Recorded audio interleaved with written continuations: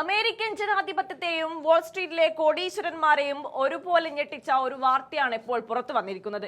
Donald ട്രംപിന്റെ വാക്കുകളും social media പോസ്റ്റുകളും ഇനി വെറുതെ വായിച്ചു പോകാനുള്ളതല്ല, മറിച്ച് കോടികൾ കൊയ്തെടുക്കാനുള്ള ഒരു വൻ ബിസിനസ് തന്ത്രമായി മാറിയിരിക്കുകയാണ്. ഡൊണാൾഡ് ട്രംപിന്റെ സ്വന്തം മാധ്യമ കമ്പനിയായ ട്രംപ് മീഡിയ ട്രൂത്ത് API എന്ന പേരിൽ ഒരു പുതിയ സേവനത്തിന് തുടക്കമിട്ടിട്ടുണ്ട്.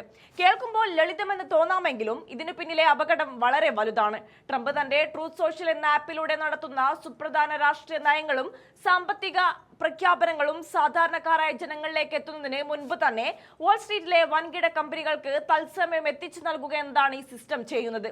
അതായത് ലോകത്തിലെ ഏറ്റവും വലിയൊരു ജനാധിപത്യ രാജ്യത്തിന്റെ ഭാവി തീരുമാനിക്കുന്ന തീരുമാനങ്ങൾ പണമുള്ളവൻ ആദ്യം അറിയുന്നു. ഇതിനായി വാൾസ്ട്രീറ്റിലെ 10ലധികം വൻകിട നിക്ഷേപ സ്ഥാപനങ്ങളാണ് മാസം തോറും 85 ലക്ഷത്തോളം രൂപ വരിസംഖ്യയായി ട്രംപ് മീഡിയയ്ക്ക് നൽകുന്നത്.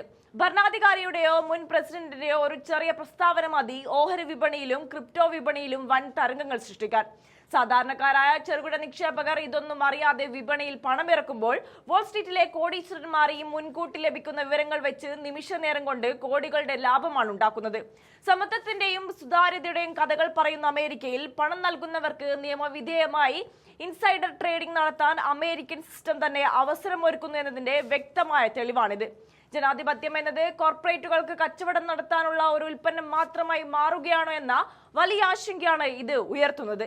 മറുവശത്ത് കോടികളുടെ കച്ചവടത്തിന് പിന്നിൽ ട്രംപ് മീഡിയ നേരിടുന്ന വലിയ സാമ്പത്തിക തകർച്ചയാണെന്ന് കണക്കുകൾ വ്യക്തമാക്കുന്നുണ്ട്. കഴിഞ്ഞ ചില മാസങ്ങളിലെ മാത്രം കണക്കുകൾ പരിശോധിച്ചാൽ ഏകദേശം 2000 കോടി രൂപയുടെ ഭീമമായ നഷ്ടമാണ് കമ്പനിക്ക് ഉണ്ടായിരിക്കുന്നത്. വെറും $1.7 മില്യൺ മാത്രം വരുമാനമുള്ള ഒരു കമ്പനി തങ്ങളുടെ രാഷ്ട്രീയ സ്വാധീനവും ട്രംപിന്റെ ജനപ്രീതിയും വെച്ച് വൻകിട കമ്പനികളെ പിഴിഞ്ഞെടുത്ത് നിലനിൽക്കാൻ ശ്രമിക്കുകയാണെന്ന വിമർശനം ശക്തമാണ്. ഒരു വശത്ത് സാധാരണക്കാരായ ജനങ്ങൾ വിപണിയുടെ ചതിക്കുഴികളിൽ വീഴുമ്പോൾ മറുവശത്ത് ഭരണാധികാരിയുടെ വാക്കുകൾ പോലും ലേലത്തിന് വെച്ച് കോടീശ്വരന്മാർ കൂടുതൽ സമ്പന്നരാകുകയാണ്. അമേരിക്കൻ ഭരണഘടനയും ജനങ്ങളുടെ വിശ്വാസവും വാൾസ്ട്രീറ്റിലെ പണക്കൊഴുപ്പിന് മുന്നിൽ അടിയറവ് പറയുന്ന കാഴ്ചക്കാണ് ലോകം ഇപ്പോൾ സാക്ഷ്യം വഹിക്കുന്നത്.